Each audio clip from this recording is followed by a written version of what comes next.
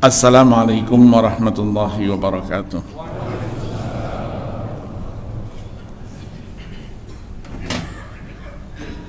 Allahu Akbar, Allahu Akbar.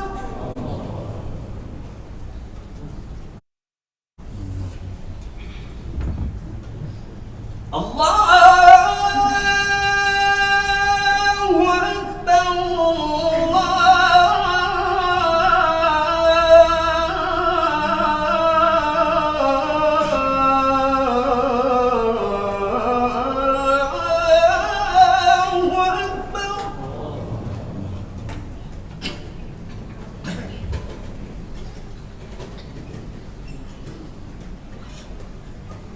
أشهد أن لا إله إلا الله.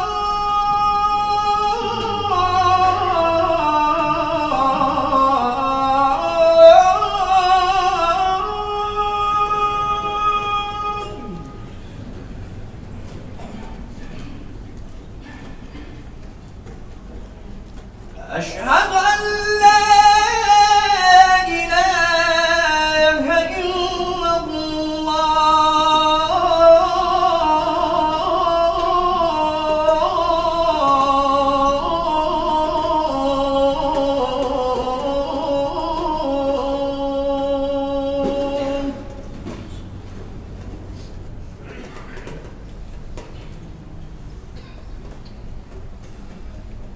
أشهد أن محمدًا رسول الله.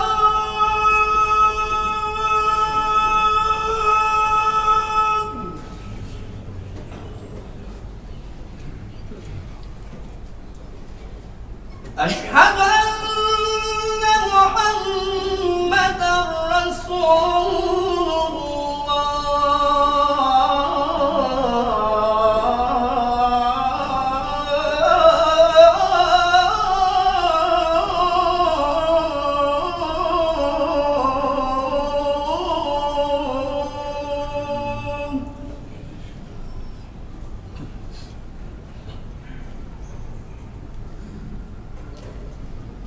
حي على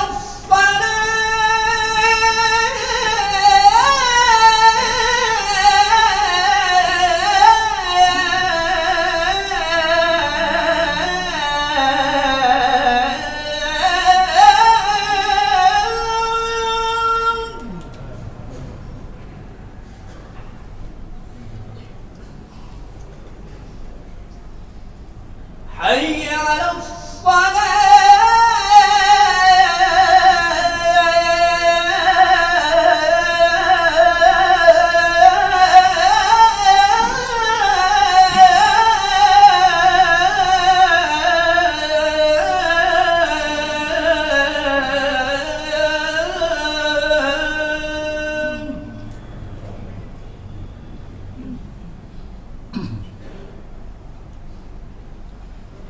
حي على الفلاح.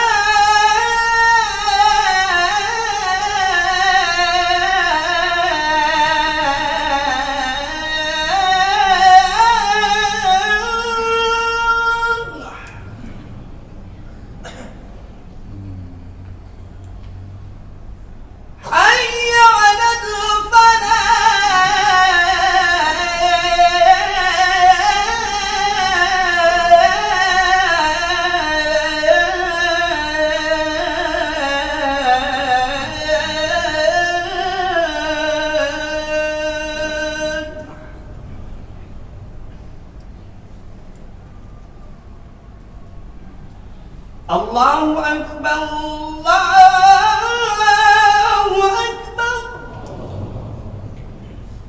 La ilaha illallah.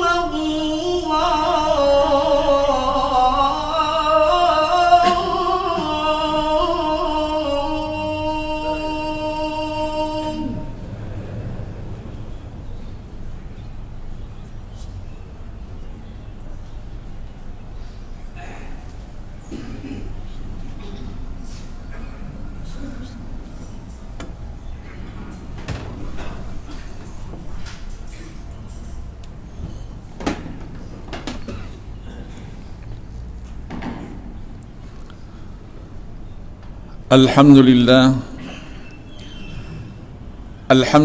Rabbil Alamin wal aqibatu lil muttaqin wala udwana illa 'alal zalimin. Asyhadu an la ilaha illallah wahdahu la syarika lah wa asyhadu anna sayyidana wa nabiyyana Muhammadan abduhu wa rasuluh sayyidul awwalin wal akhirin wa imamul anbiya'i wal muttaqin.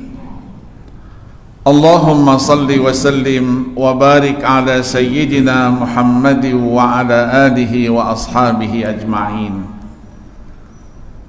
Amma ba'du, fa ya ayyuhal muslimuna rahimakumullah, ittaqullaha haqqa tuqatih wa la tamutunna illa wa antum muslimun. Saudara-saudara sidang Jumat yang berbahagia, melalui mimbar khutbah Jumat pada hari ini, kami selaku khatib mengajak pribadi kami terutama dan saudara-saudara sidang Jumat yang berbahagia untuk selalu meningkatkan ketakwaan kepada Allah Subhanahu wa ta'ala. Takwa dalam arti kata yang sebenarnya, takwa di dalam perkataan, takwa di dalam perbuatan, takwa di dalam seluruh aktivitas keseharian, takwa dengan menjalankan segala perintah Allah Subhanahu wa ta'ala dan menjauhkan diri dari segala larangannya. Mudah-mudahan dengan modal takwa itu kita akan termasuk dalam firman Allah Subhanahu wa ta'ala yang sekaligus merupakan janji daripadanya, sebagaimana yang tersebut di dalam surah Maryam ayat 63 yang berbunyi, A'udzu billahi minasy syaithanir rajim, tilkal jannatul lati nurisu min ibadina man kana taqiyya. Itulah surga yang akan kami wariskan kepada hamba-hamba kami yang bertakwa. Saudara-saudara sidang Jumat yang budiman, manusia diciptakan oleh Allah Subhanahu wa ta'ala sebagai makhluk yang paling sempurna penciptaannya. Allah Subhanahu wa ta'ala jelaskan di dalam firman-Nya surah At-Tin ayat 4 yang berbunyi, laqad khalaqnal insana fi ahsani taqwim. Kesempurnaan penciptaan manusia itu adalah dengan diberikannya kepada manusia panca indera. Dengan panca indera, manusia memiliki potensi untuk bisa menerima berbagai ujian dan cobaan dari Allah Subhanahu wa ta'ala sebagai penciptanya.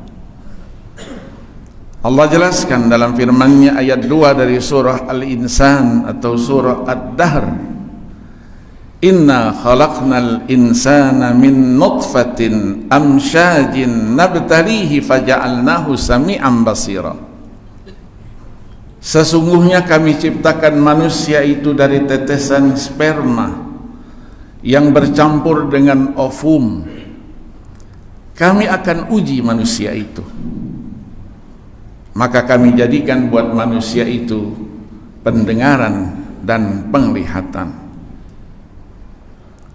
Ketika manusia yang sempurna penciptaan itu mengikrarkan keimanannya kepada penciptanya Allah Subhanahu wa ta'ala, amanna billah,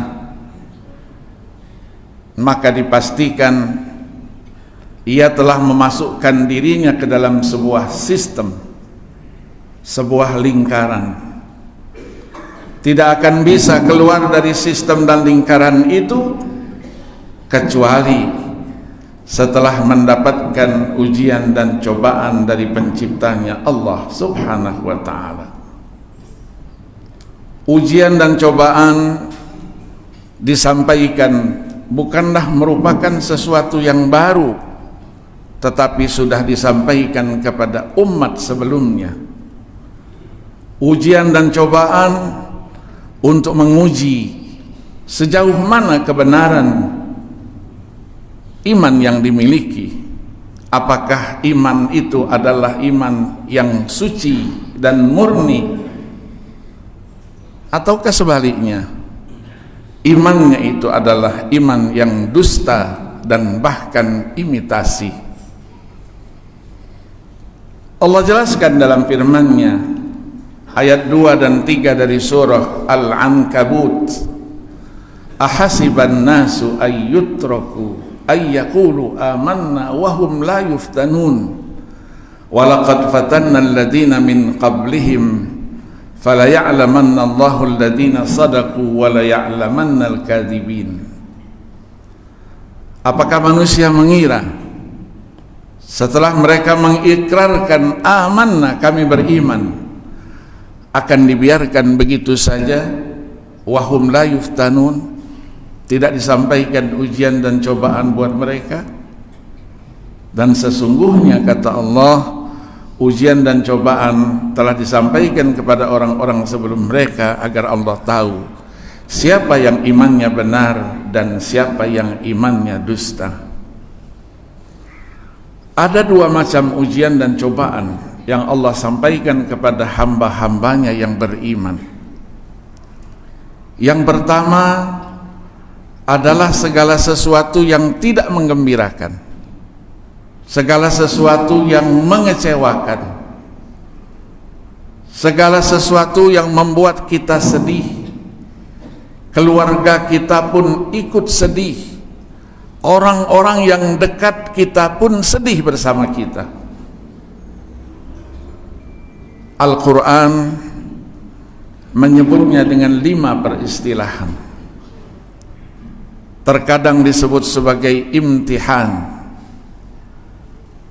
disebut sebagai fitnah. 17 kali dan 22 kali Allah sebutkan di dalam Al-Quranul Karim. Terkadang disebut juga sebagai bala dan musibah. Masing-masing disebutkan sebagai 11 kali dan 46 kali. Yang paling banyak disebut sebagai azab, siksa, disebutkan di dalam Al-Quran sebanyak 399 kali. Apabila kita mendapatkan ujian dan cobaan seperti itu, Al-Quran, agama kita mengajarkan untuk selalu meningkatkan kesabaran di dalam menghadapinya. Ujian dan cobaan ketika dihadapi dengan penuh kesabaran, Allah Subhanahu wa ta'ala berjanji kepada orang-orang yang sabar dengan pahala dan ganjarannya. Di dalam surah Az-Zumar ayat 10 Allah berfirman, innama yuwaffas sabiruna ajrahum bighairi hisab. Orang-orang yang sabar disiapkan oleh Allah pahala yang tidak terhingga banyaknya. Orang yang sabar juga dimasukkan ke dalam 10 kelompok manusia yang dijanjikan oleh Allah Subhanahu wa ta'ala dengan pahala yang besar dan pengampunan dosa dan kesalahan di sisinya. Dalam surah Al-Ahzab ayat 35 Allah berfirman, innal muslimina wal muslimat wal mu'minina wal mu'minat, sampai dengan was-sabirina was-sabirat. Di penghujung ayat Allah berfirman, a'addallahu lahum maghfiratan wa ajran azimah. Ketika Allah menyampaikan ujian dan cobaannya kepada manusia-manusia, hamba-hambanya yang beriman, berarti Allah cinta kepada mereka. Rasulullah sallallahu alaihi wasallam pernah bersabda, "Innallaha idza ahabba 'abdan ibtalahu." Sesungguhnya Allah apabila Dia mencintai seorang hamba, maka Ia sampaikan ujian dan cobaan kepadanya. Kita sekarang berada dalam kondisi seperti itu, maka tingkatkan kesabaran, dan orang-orang yang sabar senantiasa bersama Allah Subhanahu wa ta'ala dan dicintai olehnya.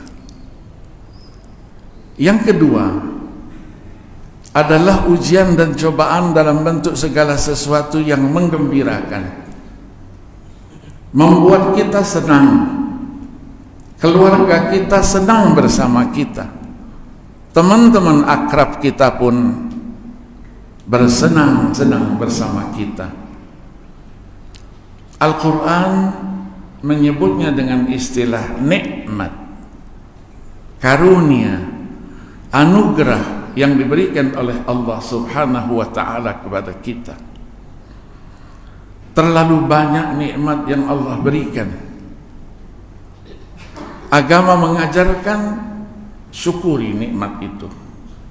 Wajib kita mensyukuri nikmat dan karunia Allah. Ada yang kita minta Allah berikan, ada yang tidak pernah kita minta tetapi Allah juga berikan. Kalau kita renungkan secara jujur dengan keimanan kita yang suci, maka sejak kita membuka mata, bangun dari tidur, sampai dengan kita menutup mata untuk tidur kembali, tidak ada satu detik pun dari perjalanan keseharian kita itu yang hampa dari nikmat Allah Subhanahu wa ta'ala. Allah Subhanahu wa ta'ala menjelaskan dalam firman-Nya, apabila kamu ingin mencoba menghitung nikmat dan karunia yang aku berikan kepada kalian, dijamin kalian tidak akan mampu untuk menghitungnya. 2 kali Allah sebutkan di dalam firman-Nya. Ayat 34 dari surah Ibrahim, ayat 18 dari surah An-Nahl, wa in ta'uddu ni'matallahi la tuhsuha. Kalau kita cermati dan kita gunakan pisau bedahnya adalah ilmu rasm dari disiplin ilmu Al-Quran, maka kita dapatkan kata-kata nikmat di dalam kedua ayat itu ditemukan dengan tulisan yang berbeda. Di dalam surah Ibrahim, nikmat ditulis dengan tak terbuka, maftuhah. Sementara nikmat di dalam surah An-Nahl ditulis dalam bentuk tak yang marbutah. Pertanyaan kita, apa rahasia di balik itu? Para ulama mengatakan bahwa kedua ayat itu menyimpan rahasia yang begitu dalam. Ketika nikmat ditulis dengan tak terbuka, maftuhah, maka ia termasuk dalam kelompok fi'il, kata kerja.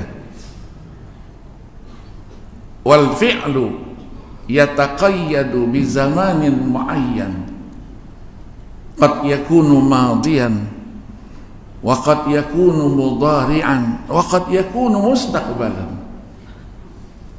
Bisa untuk masa lalu, bisa untuk sekarang, dan bisa untuk masa akan datang. Maka nikmat Allah terlalu banyak. Dulu Allah berikan, sekarang juga Allah berikan, nanti juga Allah berikan, sehingga kita tidak mampu untuk menghitungnya. Ketika nikmat ditulis dalam tak marbutah, berarti ia masuk dalam kelompok isim, kata benda. Wal ismu la yataqayyadu bi zamanin muayyan. Kata benda tidak diikat dengan masa. Itulah nikmat Allah Subhanahu wa ta'ala. Maka agama kita mengajarkan syukuri nikmat itu. Mensyukuri nikmat berarti mengungkapnya ke permukaan. Kufur terhadap nikmat berarti menutup-nutupinya.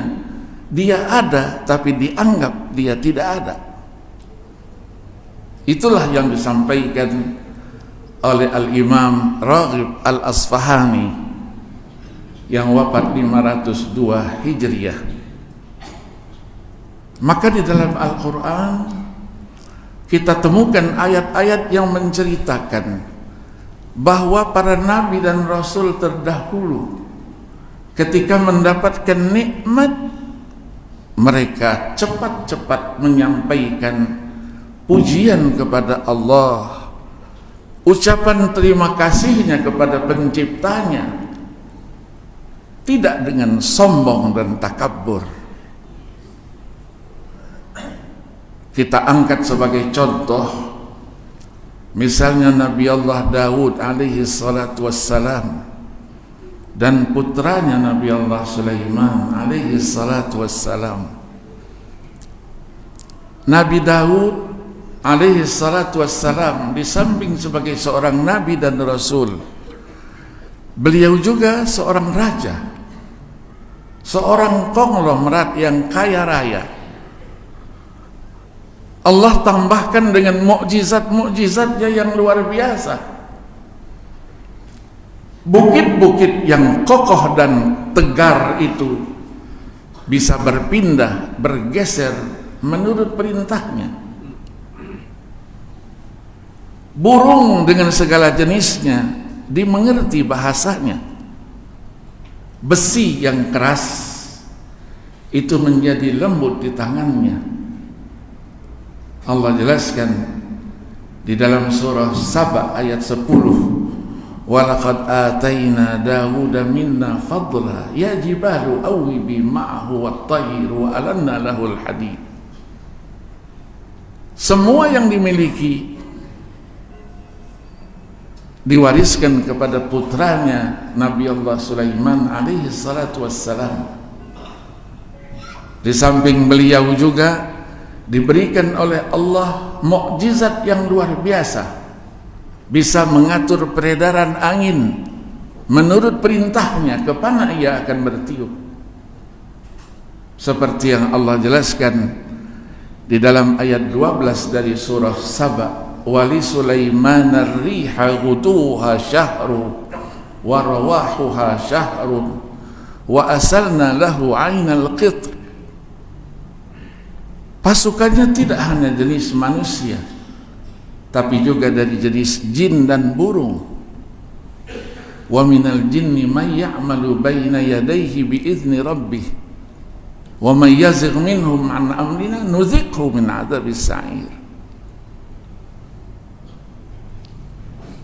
Ketika Allah jelaskan di dalam surat yang lain, surat An-Naml, Allah berikan itu semua kepada mereka berdua. Walaqad atayna Dawuda wa Sulaimana ilma wa qala alhamdulillahilladzi faddalana ala katsirin min ibadihil mu'minin. Mereka menyampaikan alhamdulillah, puji syukur kepada Allah Subhanahu wa ta'ala. Nabi Sulaiman juga ketika melakukan inspeksi pasukan, Allah Subhanahu wa ta'ala berikan satu mukjizat, bisa mendengar ucapan Ratu Semut kepada teman-temannya, wahai teman-temanku, masuk kalian ke dalam lubang-lubang rumah-rumah kalian. Sebentar lagi Sulaiman dengan bala tentaranya akan lewat di tengah-tengah kita. pakaiannya lengkap, kita akan binasa sementara mereka tidak merasakan itu. Dengan jarak 12 atau 13 mil jauhnya Allah mendengarkan itu, tetapi Nabi Sulaiman alaihi salatu wassalam menyambutnya dengan senyum dan doa. Fatabassama dhahikan min qawliha wa qala rabbi auzi'ni an ashkura ni'mataka allati an'amta 'alayya wa 'ala walidayya wa an a'mala salihan tarda wa adkhilni bi rahmatika fi ibadikas salihin. 3 permohonan disampaikan. Ya Allah, berikan taufik dan hidayahmu kepadaku agar aku menjadi hamba-Mu yang bisa mensyukuri segala nikmat yang Kau berikan kepadaku, yang Kau berikan kepada kedua orang tuaku.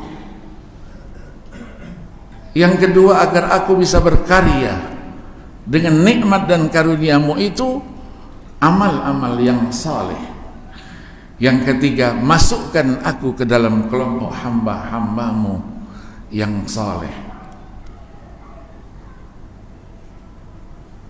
Nabi kita Muhammad sallallahu alaihi wasallam setiap malam melaksanakan tahajudnya sampai kakinya bengkak-bengkak.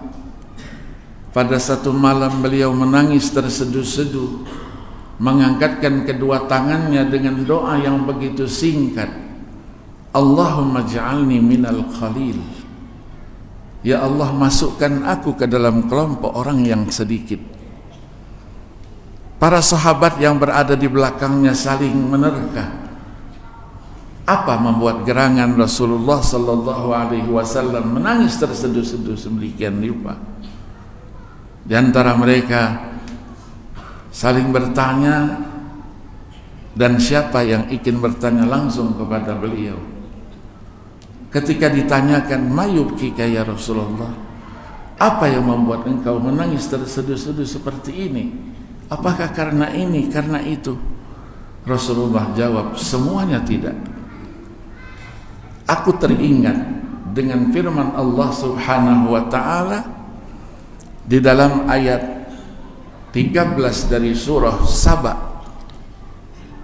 Allah ceritakan bahwa di antara keluarga Nabi Allah Daud masih ada kelompok yang tidak bisa bersyukur kepada Allah subhanahu wa ta'ala, tidak mensyukuri nikmat dan karunia-Nya. Maka Allah ingatkan, i'malu ala Dawud syukra wa qalilun min ibadiyas syakur. Sedikit sekali dari hamba-hambaku, kata Allah, yang bisa bersyukur terhadap nikmat dan karuniaku. Mudah-mudahan kita termasuk hamba-hambanya yang apabila mendapatkan ujian dan cobaan yang tidak menggembirakan, meningkatkan kesabaran di dalam menghadapinya. Ada 2 macam ketentuan Allah. Ada yang disebut dengan takdir, ada yang disebut dengan qada. Kalau masih dalam bentuk takdir, masih dalam bentuk master plan, bisa berubah dengan kekuatan doa kita kepada Allah. Tapi kalau sudah dalam bentuk qada final, Rasulullah mengajarkan sebuah doa, Allahumma inni la as'aluka radda fi qada'ik wa as'aluka lutfa fih. Ya Allah, ya Tuhanku, aku tidak meminta kepadamu untuk bisa menolak seluruh keputusan-keputusan finalmu, tetapi yang aku minta adalah kasih sayang, cucuran rahmat kepadaku ketika aku menerima ujian dan cobaan seperti itu. Ketika kita mendapatkan nikmat, segera kita menyebut nama Allah. Paling tidak mengucapkan alhamdulillah. Dengan alhamdulillah berarti kita ingat dengan yang memberikan nikmat Allah subhanahu wa ta'ala. Asyukru 'alal mun'im. Orang yang bersyukur berarti orang yang selalu ingat kepada yang memberikan nikmat itu. Zikir. Maka Allah subhanahu wa ta'ala ingatkan melalui ayat 152 surah Al-Baqarah, fadhkuruni adzkurkum washkuruli wala takfurun. Ingat kalian akan aku pasti ingat kalian. Syukuri nikmat dan karuniaku, jangan sekali-kali kalian kufur terhadap nikmat dan karuniaku. Nabi Allah Musa alaihi salatu wassalam, sebagaimana dijelaskan oleh Al-Imam Abul Fida Ismail Ibni Katsir, seorang mufassir kenamaan abad ke-8 yang wafat 774 Hijriah, dalam tafsirnya Tafsir Qur'anil Azim, beliau menyebutkan sebuah riwayat hadis qudsi bahwa Nabi Allah Musa bertanya kepada Tuhan Allah subhanahu wa ta'ala, sa'ala Musa rabbahu kaifa ashkuruka ya rabbi, bagaimana cara aku mensyukuri nikmat dan karunia yang engkau berikan kepadaku. Allah subhanahu wa ta'ala menjawab, tadhkuruni wala tansani, engkau senantiasa ingat aku, selalu menyebut namaku, dan jangan sekali-kali engkau lupakan aku. Fa idza dzakartani faqad syakartani wa idza nasitani faqad kafartani.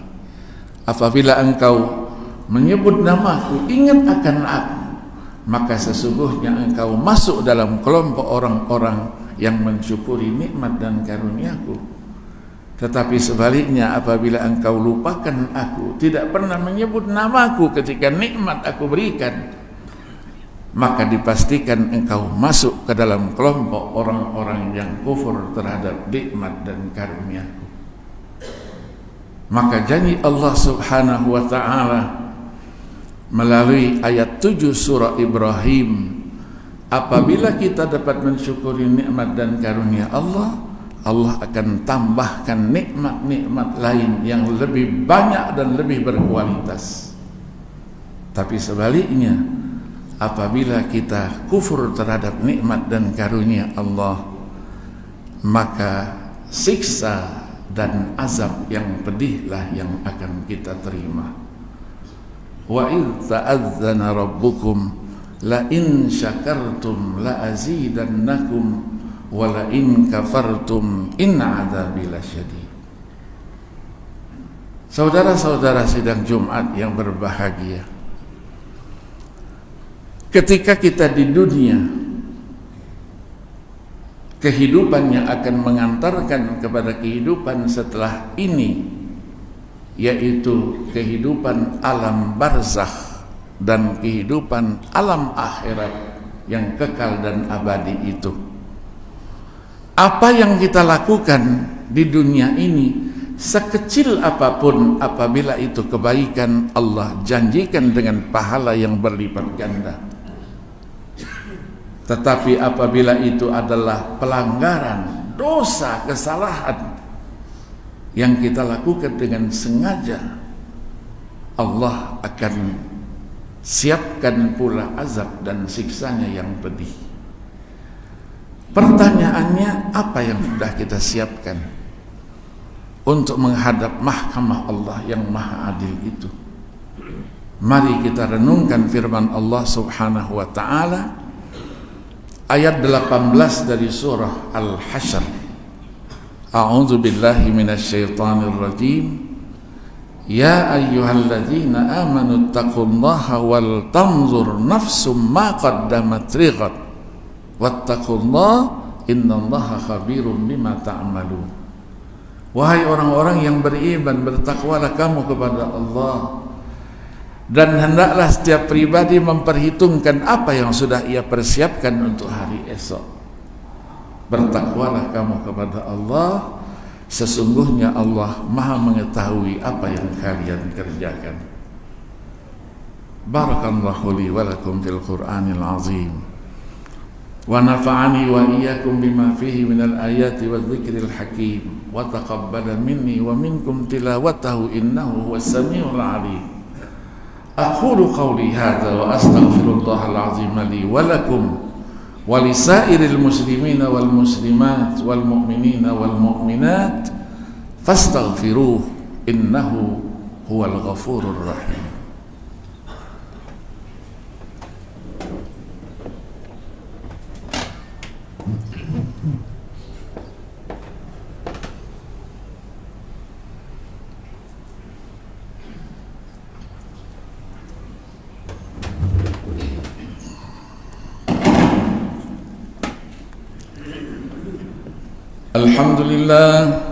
Alhamdulillah hamdan katsiran kama amar. Asyhadu an la ilaha illallah wahdahu la syarika lah irghaman liman jahada bihi wa kafar. Allahumma salli wa sallim wa barik ala sayyidina Muhammad wa ala alihi wa ashabihi masabihil ghurar. Amma ba'du fa ya ayyuhal muslimun rahimakumullah ittaqullaha haqqa tuqatih wa la tamutunna illa wa antum muslimun. I'lamu anna Allah subhanahu wa ta'ala qad shalla ala nabiyhi qadima faqala jalla jalaluhu alima inna Allah wa malaikatahu yusalluna ala nabi يا أيها الذين آمنوا صلوا عليه وسلموا تسليما. اللهم صل وسلم وبارك على سيدنا محمد وعلى آل سيدنا محمد كما صليت وسلمت وباركت على سيدنا إبراهيم وعلى آل سيدنا إبراهيم في العالمين إنك حميد مجيد. وارض اللهم عن الخلفاء الراشدين أبي بكر وعمر وعثمان وعلي وعن الستة الباقين من عشرة الكرام وعن أمي نبيك خير الناس وعن أزواجه الطاهرات أمهات المؤمنين وعن أصحابه والتابعين والتابعي تابعين لهم بإحسان إلى يوم الدين. اللهم انصر من نصر دين محمد واخذل من خذل المسلمين. اللهم اغفر لنا وللمسلمين والمسلمات والمؤمنين والمؤمنات الأحياء منهم والأموات إنك سميع قريب مجيب الدعوات يا قاضي الحاجات. ربنا آتنا في الدنيا حسنة وفي الآخرة حسنة وقنا عذاب النار. عباد الله إن الله يأمر بالعدل والإحسان وإيتاء ذي القربى وينهى عن الفحشاء والمنكر والبغي يعظكم لعلكم تذكرون. فاذكروا الله العظيم يذكركم وادعوه يستجب لكم واشكروا على نعمه يزدكم ولذكر الله أكبر والله يعلم ما تصنعون.